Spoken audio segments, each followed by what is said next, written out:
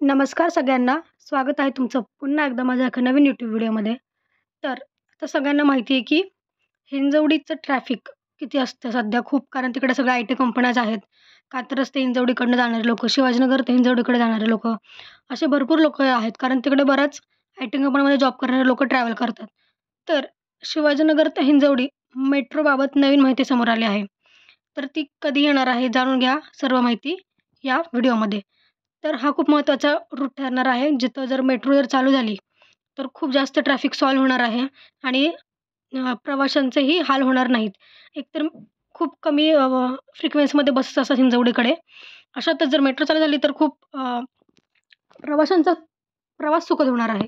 तर जाणून घेऊया काय आहे, काय माहिती समोर आली आणि कधी चालू होणार आहे ही मेट्रो. ठीक आहे. तर पहा, पुण्यातील शिवाजीनगर हिंजवडी मेट्रोबाबत अजित पवारांचे निर्देश. स्थानकावर लवकरच भेट, म्हणजे अजित पवार लवकरच ह्या स्थानकांवर भेट देणार आहेत आणि त्याचं काम खूप जास्त गतीने चालू होणार आहे, असं त्यांचं म्हणणं आहे. तर पाहूयात काय आहे.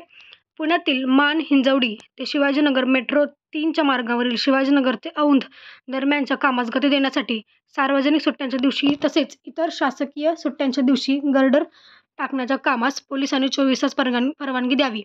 म्हणजे हे काम लवकरात लवकर उरकण्यासाठी 24 तास या कामाची परवानगी देण्यात यावी, असं म्हणणं आहे. तसेच या मार्गावरील वाहतूक कोंडी टाळण्यासाठी एकात्मिक मजली उड्डाणपुलाच्या खालील रस्ते सुव्यवस्थित ठेवण्याची काळजी घ्यावी, असे निर्देश उपमुख्यमंत्री तथा पुण्याचे पालकमंत्री अजित पवार यांनी आज दिले. मेट्रो लाईन 3च्या कामाची पाहणी करण्यासाठी येत्या 26 सप्टेंबर रोजी भेट देणार असल्याचे त्यांनी सांगितले. म्हणजे हिंजवडीमध्ये खूप मोठ्या प्रमाणात वाहतूक कोंडी असते, सगळ्यांना माहिती आहे. तर ती टाळण्यासाठीच ह्या मेट्रोचं काम जलद गतीने व्हावे, यासाठी त्यांनी आदेश दिले आहेत. तसेच ते आता 26 सप्टेंबरलाही या कामाची पाहणी करण्यास पुण्यात येणार आहेत. तर मान हिंजवडी ते शिवाजीनगर मेट्रो 3च्या कामाचा उपमुख्यमंत्री अजित पवार यांनी मंत्रालयात आज आढावा घेतला.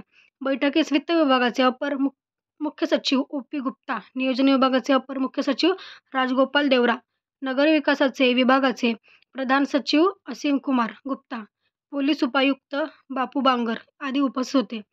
पुणे विभागाचे विभागीय आयुक्त चंद्रकांत पुलगुंडवार, पुण्याचे जिल्हाधिकारी सुहास दिवसे, पुणे महापालिकेचे आयुक्त राजेंद्र भोसले, पुणे महानगर विकास प्राधिकरणाचे महानगर आयुक्त योगेश म्हसे, पुणे पोलीस आयुक्त अमितेश कुमार, सहपोलीस आयुक्त मनोज पाटील यांच्यासह मेट्रो 3चे काम करणाऱ्या कंपन्यांचे अधिकारी दूरदृश्य प्रणालीवर उपस्थित होते. ठीक आहे, म्हणजे ऑनलाईन हे सगळे त्या कार्यक्रमास उपस्थित होते.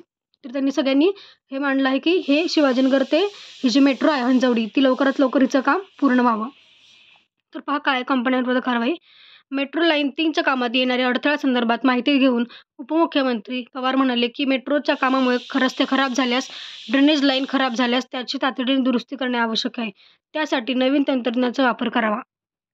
ठीक आहे, म्हणजे आता रोड तयार करणं, मेट्रोचा हे तयार करता येते कामात, तर त्याच्यात रस्ते जर खराब झाले किंवा ड्रेनेज लाईन जर खराब झाली, तर तातडीने दुरुस्ती करण्यासाठी करणे आवश्यक आहे, असं त्यांचं म्हणणं आहे. त्यासाठी तुम्ही नवीन नवीन तंत्रज्ञानाचा वापर करावा.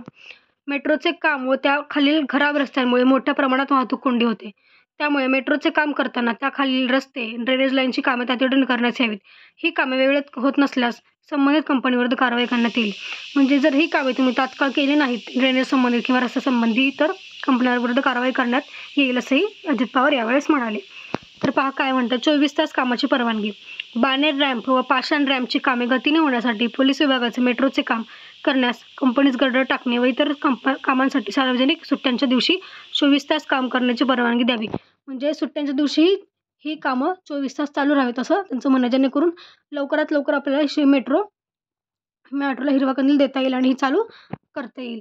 तर पहा, लवकरच आता ही मेट्रो येणार आहे असं वाटते, कारण की ह्याचं जर काम तातडीने चालू झालं आणि जलदगतीने झालं, तर लवकरच आपल्याला ही मेट्रो शिवाजीनगर ते हिंजवडी दरम्यान धावताना दिसेल, जेणेकरून खूप जास्त वाहतूक कोंडी टाळता येणार आहे.